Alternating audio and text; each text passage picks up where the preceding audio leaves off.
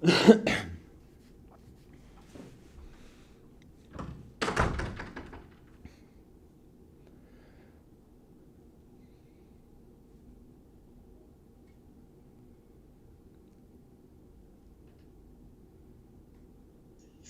Hugo. How's it going, Murray? How are you? Good, good. Are we okay to launch in, or are we waiting on David or something? He went out to the laptop there. He Yeah, might be no, letting no, people. sorry, guys. Yeah, just getting the last few heads in there. There you go. So we should be good to go. So this is live content radio TV online with Hugo, which we'll syndicate afterwards. Okay. So do you want to kick us off there, Corky, for one to change? I will, no problem. Hugo, how are you? It's good to see you. Good, yeah. Yourself? Not too bad, not thanks, yeah, not too bad. I'm just looking back over the games you've played in your career so far. You've never played against New Zealand at senior level, so it's a new challenge and obviously something you must be looking forward to. Yeah, definitely. I suppose the challenge doesn't really get bigger than this, than the All Blacks, so it's exciting. These are the games that you want to be involved in, and yeah, it's really exciting, the prospect of it. I've never played them before, obviously. Had a bit of success at underage, at under 20s level against them. Never came across them in the sevens. But yeah, they're a serious side and it's a big, big challenge. But I think we're all looking forward to it here. And when you look back at the game against Japan last weekend, is there a degree of kind of envious? Are you envy? You're kind of slightly jealous, I said, really tongue in cheek, the fact that you're the only back who didn't actually score was on the starting team. Yeah, I got a bit of slagging for it. I actually didn't realise until the physio said it to me after the game. It never really clicked. You're not really thinking of these things during the match. Obviously, it would have been nice to, but listen, I'm happy once we're scoring tries, once the back line's playing well and sort of ticking like we did, and it's obviously a good sign for the whole of us. But I'm not too worried about it, but as long as James Lowe is not getting too many, I'm happy. Just a final question from me. I mean, does the manner of the victory over Japan give you a lot of confidence ahead of the game this weekend? Yeah, it's a good starting point for this three-game block. We've shown patches of that performance in the Six Nations last year and then in the summer series, and we're even showing patches in training. Not that it was anything like a perfect performance. There's still lots of mistakes, but it's good starting sort of point for us and a good standard to set. And now that's the benchmark, and we have to improve from there, because there's obviously a much bigger challenge this weekend, and we're going to have to be even better if we want to win. Good man, thanks. Have a good week. Cheers, thank you. Your new kind of offloading style that he kind of unveiled last weekend, do you double down on that now this week? Is there no going back now? No, it's always important to sort of push that aspect, and that sometimes you get the opportunities when you win that sort of contact to keep the ball alive, to look for those offloads, and I think that's the reason sort of why we got a few offloads, is because our sort of physical dominance around the contact area was quite good. So yeah, it's something we're working on in training, and yeah, I suppose hopefully we'll bring that again this week. Yeah, do you have a lot of confidence in that style that you can develop it even further? Yeah, like the skill set in the group's massive, like across the board, even in the pack, there's definitely the ability to, for those offloads. It's just, I suppose, choosing the right times to do it and executing it when you do it. But like, you don't want to be forcing it, and I don't think it's anything has really changed in the way we play or anything like that. It's just a few of them came off on the weekend, and because we were winning that sort of physical contacts, that we got the right to offload. Hey, as you said, he didn't score any, but you obviously set up Andrew for the one in the right corner off that maul play. The pass was obviously an excellent bit of skill. How hard have you worked on that side of the game? How easy is it to actually do that under pressure over such a long distance as well?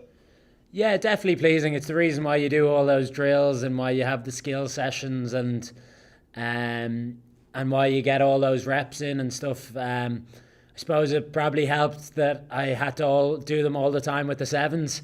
it was exactly like a first receiver pass in the Sevens game, feeding the likes of Terry Kennedy and Jordan Conroy, and feeding the speed is what I used to call it. But yeah, it's nice when they come off.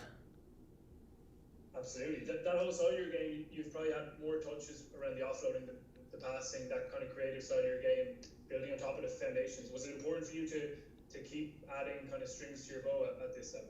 Yeah, definitely. You have to keep on improving. Like, there's so much competition, for the jersey, but it's also like the international standard. And if you don't keep improving and I suppose pushing yourself to like add a few more strings to the bow, as you said, that people will catch up with you and sides will start, I suppose, analysing you and finding what you normally do, and you have to always sort of keep them on their toes and whatnot.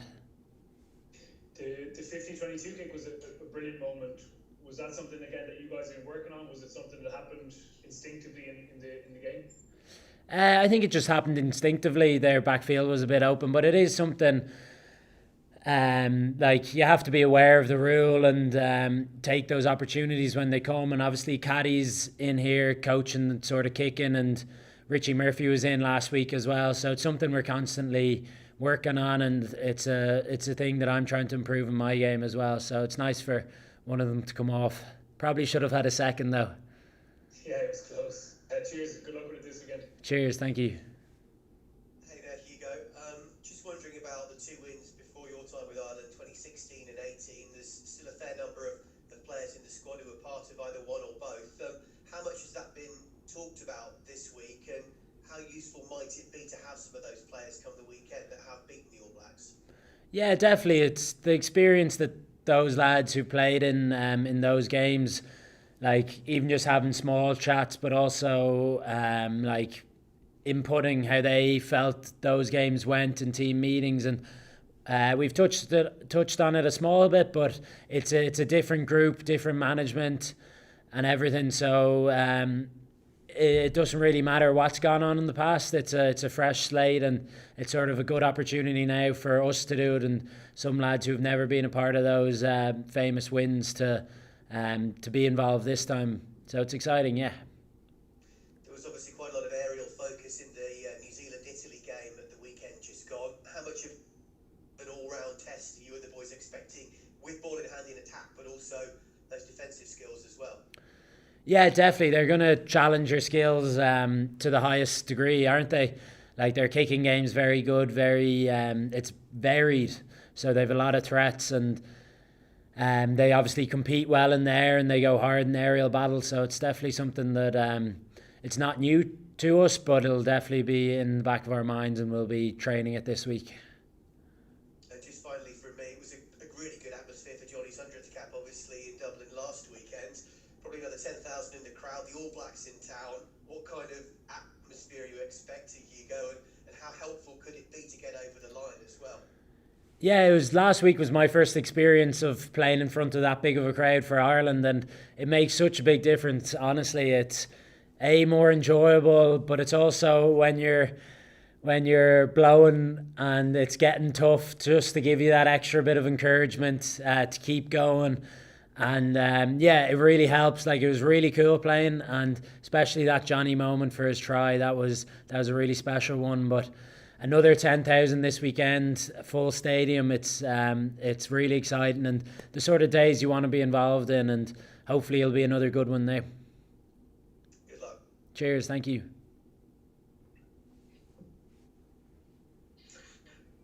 Go and take the last couple there for Hugo. Hugo, Andy said after the last game that one of the most pleasing things for him, probably the most pleasing, was your defence, and that you really didn't spend an awful lot of time in defence. It's probably fair to assume there might be slightly more time spent in defence this weekend, but in terms of how you managed to achieve that, what were the keys to making that defence as rigid as possible and getting out of it as quickly as possible?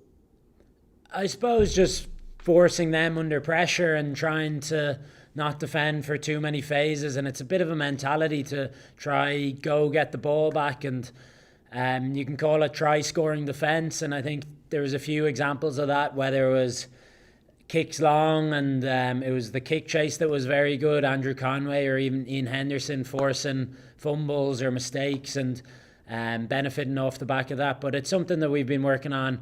Sai's been leading it well, and a few lads are taking ownership to lead the D, and it's something that we felt at the start of this camp that we couldn't really improve on, and I think that's a good standard for what it should be like, but we want to drive it on a lot more this week, because it's going to be a bigger challenge, and there's no better attacking side really, is there? Certainly not. And just with regards to, you touched on obviously the identity of Ireland's team and where it wants to go in terms of that dynamic offloading, free-flowing game has been well spoken about. How much courage does it take to continue trusting in that style of play when you come up against these top teams?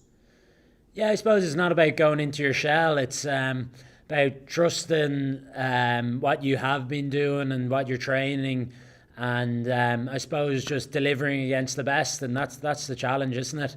Just to do it at the highest level against the best opposition. So I can't say it again, but it's exciting. Thanks, Hugo. Cheers. Cheers, thank you. Okay, take last one there, Michael. Yeah, you were just wondering where you watched the 2018 match against New Zealand. Where were you? That was the one at home in Viva, wasn't it? Yeah, I was there with my brother. I went to it, Yeah. so I got to experience it. I remember the atmosphere being incredible, so hopefully it'll be the same. Then I think in 2016 I was making my debut for Leinster against Zebra, so I think we were watching a bit of it in the airport.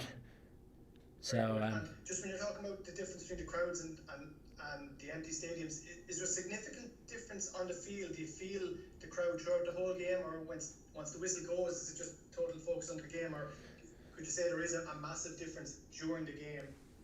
I suppose you sort of have to, in one way, put the crowd to the side and ignore the distractions and those sort of elements and just focus on the game and stuff. But you certainly hear them. You can't block out the noise and whatnot. It's just about staying in the moment and focusing on your job and not letting it distract you. But there's no way you're not going to hear them and not going to appreciate them roaring you on, and you can hear the excitement in the crowd when something big happens. So it's very enjoyable, really. Thanks, best of luck for the week. Cheers, lads. Thank you. Thanks, Hugo. Cheers.